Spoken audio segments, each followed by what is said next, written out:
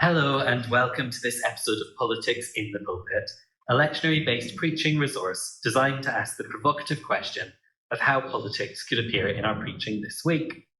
I'm Alex Clare-Young and I'm going to be hosting this three-part series of Christmas specials featuring JPIT and friends on the podcast. We are continuing to experiment with recording in person as in our Advent episodes, but today you can probably see the festive theme from our accessories. In three shorter episodes, we will dive into one reading from the Hebrew Scriptures and one Gospel reading for Christmas Day, the 28th of December and the 4th of January, taking you through the season of Christmas to Epiphany, when we will begin our next season of Politics in the Pulpit. Today's guests are Ntim, Thomas Niblett, and Eric Smith. Welcome, all of you. Christine is the URC Youth Representative for Thames North Synod, advocating for the voices of young people across local churches and the wider United Reformed Church. In this role, she has worked closely with the Joint Public Issues team on projects including the Future of Arms documentary video, Real Talk at For Goodness Sake conference, the 2024 general election advert, and the Constituency Action Network video, which is coming soon. She is passionate about creating open, honest spaces for young people to explore faith, ask questions, and think critically about their relationship with God. With a strong interest in media and social issues, she engages trending topics through a Gen Z Christian lens, encouraging 13 to 30-year-olds to use social media boldly and creatively to share their faith and transform digital spaces into tools for God's kingdom. Thomas is the intern for JPIT for the Constituency Action Network, and Erica is JPIT's intern for communications.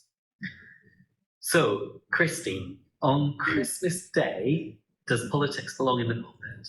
Yes, on Christmas Day, every day, but specifically on Christmas Day, I think I've been realizing how political the nativity is, and all the different aspects that are in it that are to do with the political scene. Like, for example, if we just start off with the fact that Mary as a person had a baby in a manger. That's the story of many refugees around the world. I was watching The Chosen, a show that is on Jesus, and it talked about Mary specifically said it was scary the birth because she had to wipe Jesus down herself. And these are things that, in her perspective, that's what she would have had to do. She would have to have done that, wipe Jesus down. And this is the reality for people around the world, because refugees, and then even if we look at how Jesus was, Joseph and Mary had to run away to Egypt. That is literally a refugee. That is literally their journey to a different country. And then they went to Egypt and then Nazareth after. So they've had to have that experience as basically asylum seekers. But now that's the legal term. They would be asylum seekers. So it's just it's all in the nativity. So I think naturally through us being Christians, it's already there. We should care about politics. John chapter 1, it talks about us being called to bring light into the darkness, and the political scene, it is so dark, it's so corrupt, there's such a dark scene in the environment, so we are called to expose that through the light of Christ. So even that in itself, God is calling us to care about politics. Isaiah chapter 1 verse 17, learn to do right, seek justice, defend the oppressed, take up the cause of the fatherless, plead the case of the widow. This is literally encouraging us to actively, help people that have been, oppressed by the government, by, higher powers. And then we even have Proverbs chapter 31 verse 8 to 9, speak up for those who cannot speak for themselves. So there are so much people in society that are going through that cannot speak for themselves, especially on Christmas Day. We're so blessed to be here in our jumpers, but not everyone can even sit down at a nice family meal on Christmas Day. Do you know what I mean? And those are people that we don't hear in the stories. Those are people we don't hear, and those are the people that cannot speak for themselves, and why we should bring them to light, basically. Yeah, and I think that Christmas time is a good time to think about all the things that we have that other people don't, and that kind of political lens to that as well. Thank you so much, Christy. So let's set the context by thinking a bit about news headlines as well. We're not going to do this for all three of our special episodes, as we're aware things will happen over Christmas while we're having our holidays that we might miss. But as we're recording, some of the headlines are around the attack on Sydney Bondi Beach, and particularly that police patrols were increased over Hanukkah following that attack. that today is the first day of 5-day doctors' strike in the NHS. So that's resident doctors who would have used to be called junior doctors are on strike this week. The Arctic has experienced the hottest year since 1900. Really quite worrying news in terms of the climate crisis. And drone attacks kill over 100 civilians in Sudan. So in this first section, we're speaking about the lectionary readings for Christmas Day, the 25th of December. And the reading from the Hebrew Scriptures is Isaiah chapter 52, verses 7 to 10. And the reading from John is John 1, 1 to 14. And in terms of awareness days, obviously it's Christmas Day. So a day to definitely be thinking about justice as we're also having fun with those close to us. So with that in mind, let's have a look at the text. There's definitely something about light. That obviously that's the whole point of the first chapter of John. But then I think that also comes through the idea of the good news in Isaiah, verse 7. Feet bring the good news about peace, salvation, sovereignty. And I think you sum up that good news as light. I mean, obviously that's the whole point. That's how we should do it. But I think light is a particularly nice metaphor, especially because it's Christmas Day. It's probably quite dark for quite a lot of the day. But we have traditions that really speak to that I think that people are really familiar with of lights on the tree. My grandparents put candles on their Christmas tree, which is quite a German thing to do. I think actually it's quite European, but they do, and I've always really liked that. Yeah. I think that there are some really nice uses. Obviously, we have candles through the Advent season. So I would say the theme of light as a sum up, maybe as the title for a sermon, is a particularly nice theme. The light. It was saying in verse 7, bring good news, the news of peace. That is, it all leads back to one thing, Christ. I was thinking more along the lines of the good news, like you were both saying, and particularly kind of bringing that out and talking about maybe joy, and joy as an act of resistance. So particularly recently, JPIT has released, in collaboration with lots of different people, this Joy for All resource pack, and in that there's a quote from Willie James Jennings, which is joy is an act of resistance against despair and its forces. And I think bringing out some of the ideas about light and our role as Christians, and particularly what we were saying about how Christmas is and the nativity is actually a political thing, particularly in terms of making sure that we are standing in solidarity with refugees and asylum seekers at this time of year, bringing all that into sort of more of a political Christmas Day sermon. I think joy could be potentially a good way to approach that as well. I love that quote, by the way. Resistance against despair. Yeah. Absolutely. I think there's something about witnessing in both of the passages as well, that sense that we're called to witness to something, and in Isaiah kind of witnessing against oppression, and in John witnessing to Jesus and what it kind of means over Christmas time, to witness to what we've seen in terms of justice in relation to the light of Christ. So as I mentioned, this isn't the kind of traditional Christmas story reading, and I suspect some people this lectionary year might go off into one of the nativity readings for their Christmas service. But let's stick with John for now. Did anything strike anyone around that reading in particular? We've talked a little bit about light already. Yeah. I think it made me think about opening ourselves up to the light.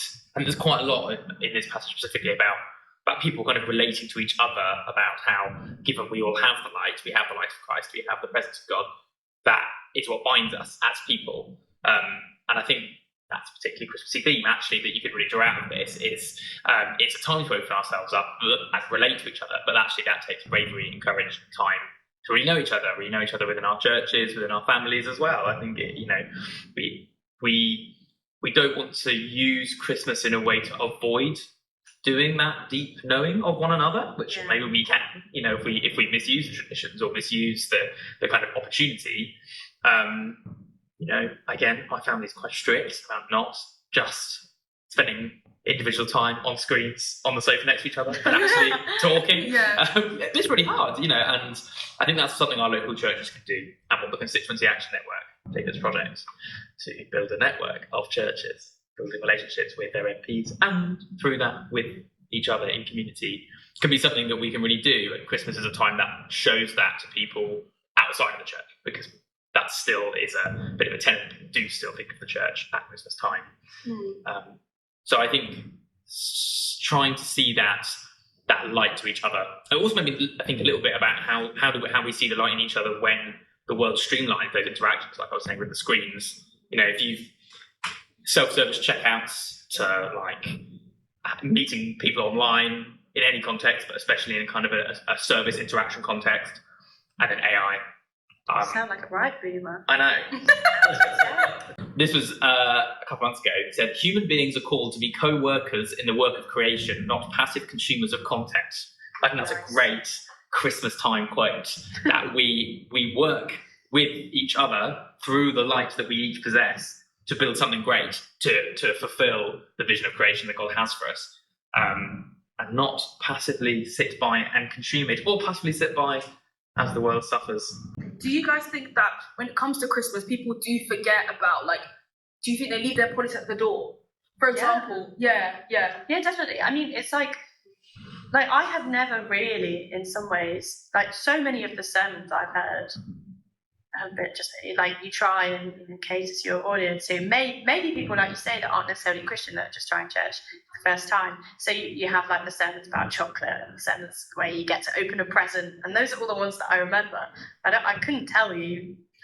Maybe this says something about how much I've been listening on Christmas Day, but I couldn't tell you what some of the sermons are about. And I think a lot of people would disconnect politics from the day.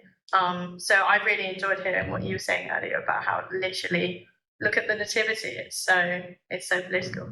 But yeah. Yeah, and through different lenses, Yeah, exactly. You've got the international lens of the Magi coming from the East. Yeah. You've got like I think you think of shepherds as kind of quirky characters, but like they were, it was an underclass of people banished from the town.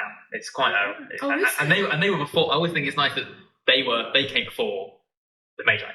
Yeah. So it's a class order here. I also think it kind of leading into the Isaiah, thinking about the theme of messengers and like who is chosen to be a messenger in the Christmas story, and like particularly the shepherds, and then also obviously in John you have John, but also kind of us as Christian disciples, and how we have this role in, like we've been talking about, kind of actively sharing the good news and bringing the light of Christ to people's lives and into our politics and into our political conversations as well.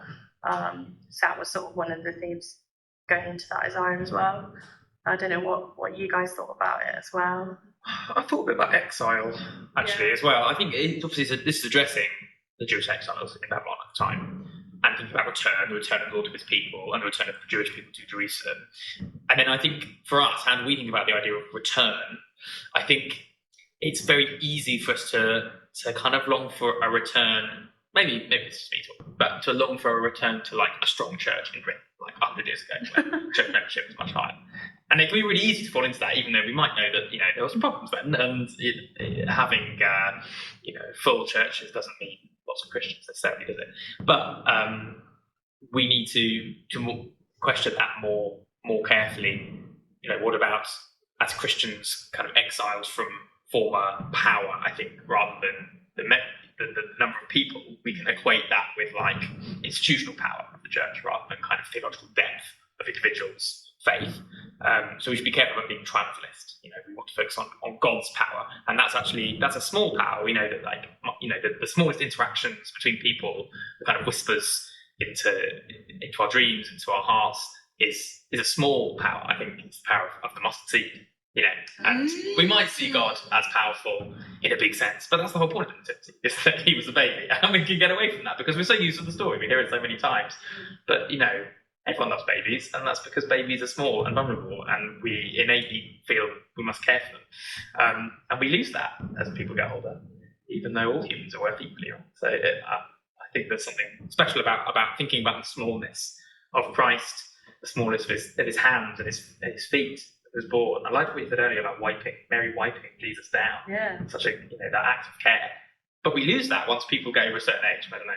Maybe when they become a teenager, we become a little bit less loving. Your babies, yeah. Yeah, there's definitely something about vulnerability in these readings. I mean, you might have noticed that part of my attempt to Christmas jollity is snowflakes, and I'm wearing them with a level of tongue-in-cheek because this is the time of year that I always remember that people who care about justice are often criticised and called snowflakes, but actually for me the whole message of Christmas is about fragility being a good thing.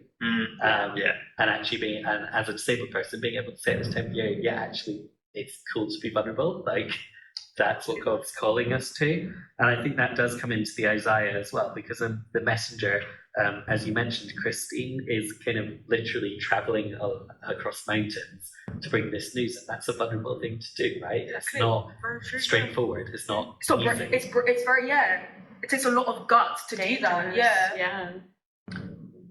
I was also thinking about the word peace in this reading, and that we often forget that shalom is so much more complicated than what we mean in modern times when we say peace. It's not just about the end of wars, although of course we can pray and hope for that at Christmas time as well. But it's about right relationship. It's about how we relate to each other well. It's about how we communicate across differences. And when you were talking about the fact that at Christmas we often kind of focus on the things that are easy to agree on, I wonder if that's sometimes because people are spending time with extended families or friendship groups, and for some people that can be really, really hard at Christmas time, and actually we have lots of disagreements. I've seen quite a lot of good reels about gentle parenting people at Christmas time, the fact that we kind of need to help people to maybe understand our perspectives on justice around Christmas tables. And I think avoiding those conversations, as tempting as it can be, maybe ignores this shalom that's about coming into right relationship with each other, which requires us to speak honestly with each other. And maybe this is a time where actually we can be vulnerable enough to name some of the things that we haven't before. I'm not suggesting we should all get into big fights around the Christmas table, but maybe there are some That's ways where it can start. Yeah. start those relationships. So I'm going to draw us to a close for this piece of our recording today. So thank you so much, all of you, for joining to speak about Christmas Day, and thank you for listening, and I hope that this episode helps you in your preaching prep. Do tune in for part 2 of our Christmas specials, and Merry Christmas and a Happy New Year from all of us at JPIT. So I'm going to leave you with a blessing rooted in a song. So for each of these 3, I'm going to think a bit about Christmas songs, and this one's an unusual one. It's a song called Darkness is a Gift of God. It's a song by David Yorlin, published by DIA Publications, and I think so. You're talking a lot about light in the darkness. Sometimes we can get into a place of never thinking about the good things about darkness, and sometimes at Christmas time, when we actually have a really short time of light in the day, it's a good thing to think about that complexity. And this song talks about darkness as being a gift of God too. It talks about rest and freedom and vision and grace and slowing down and mystery of being things that we can experience in the darkness. And ends with the words, "Darkness is a gift of God, revealing hidden light. The galaxies of wonder we only glimpse at night." So this Christmas, may you find time for rest and play. May your vision be set free by a heart full of the Christ child's love. May you find the unexpected grace of waiting in the slow arc towards justice. May you treasure the mystery yet to unfold. And may you glimpse galaxies of wonder. Amen.